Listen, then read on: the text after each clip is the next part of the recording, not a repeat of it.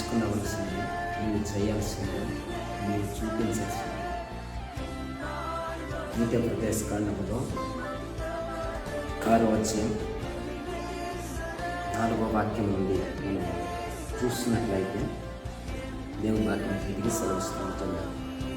ఇశ్రాయేలు వినుము, మన దేవుడైన యెహోవా అద్వితీయుడాగు యెహోవా. నీ పూర్ణ హృదయంతో, నీ పూర్ణ ఆత్మతోను, నీ పూర్ణ శక్తితోను నీ దేవుడైన యెహోవాను ప్రేమింపబడి నేడు నేను నీకు ఆజ్ఞాపించు ఈ మాటలు నీ హృదయములో ఉండవలే. నీవు నీ కుమారులకు వాటిని అభ్యాసింపజేసి నీ ఇంట కూర్చుంటున్నప్పుడు, త్రోవను నడుచున్నప్పుడును, పండుకొన్నప్పుడును, లేచున్నప్పుడును వాటిని గురించి మాట్లాడవలేను.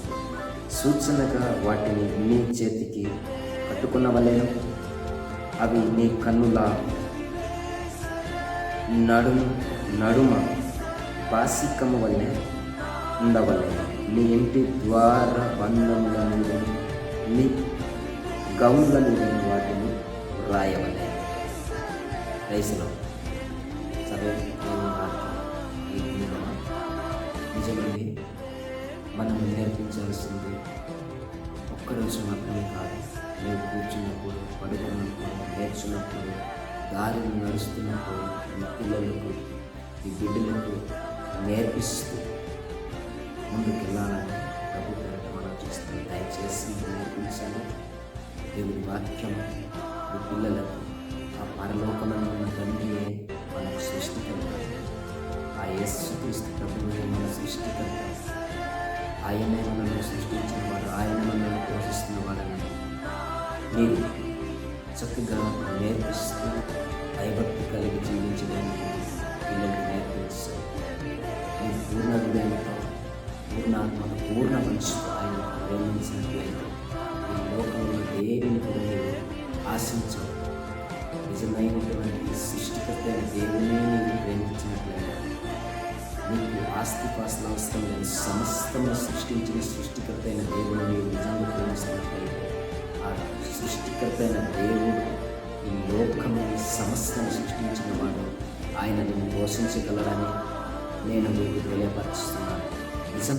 దేవుని వాక్యం సెలవించిన రీతిగా సృష్టికర్త అయిన దేవుని కొరకు నీవు ఎంత కష్టపడి పనిచేస్తూ ఆ యొక్క నీ జీవితంలో ఆయన సృష్టికర్త మనస్ఫూర్తిగా, హృదయపూర్వకంగా, నమ్మకంతో ప్రేమించినట్లయితే మీ పిల్లలకు చక్కగా ఈ వాక్యాన్ని, ఈ మాటలను నేర్పిస్తూ దేవుని సన్నిధిలో నడిపిస్తారు.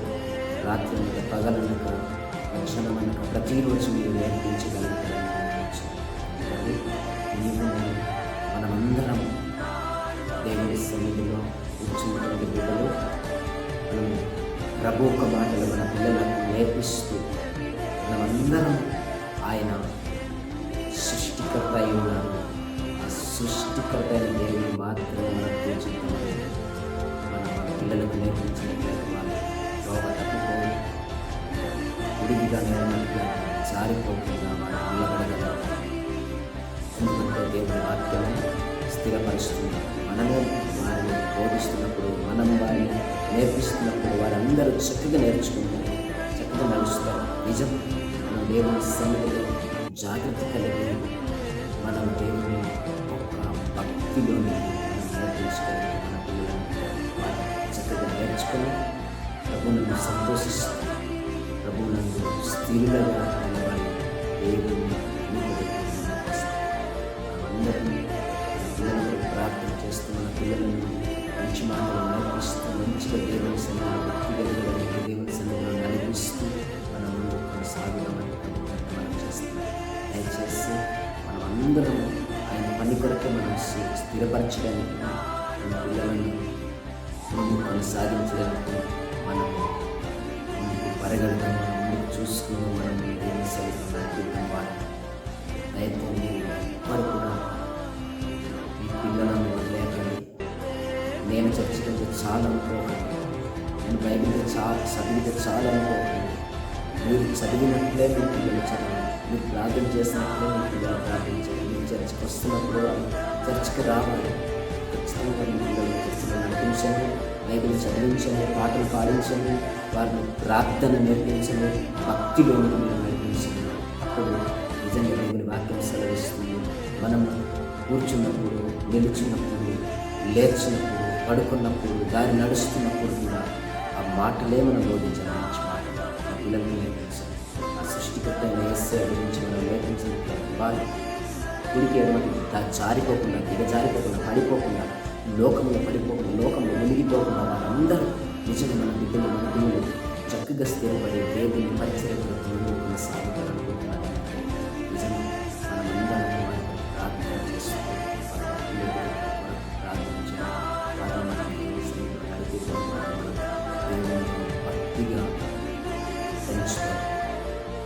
మనం దేవుని సన్నిధిలో మనస్సార దేవుని తర్వాత ప్రేమిస్తూ, హృదయపూర్వకంగా ప్రేమిస్తూ మన పిల్లలను ఆ భక్తిలోనికి వారు కూడా మనలాగనే హృదయపూర్వకంగా, హృదయం ఆత్మతో వారు దేవుని ప్రేమించిన పూర్ణమస్తు వారు ప్రేమించినట్టు మనం పెంచుతామని తెలియపరచుకుంటూ నేను కొద్ది మాటలను ముగిస్తున్నాను. ఈ యొక్క మాటలను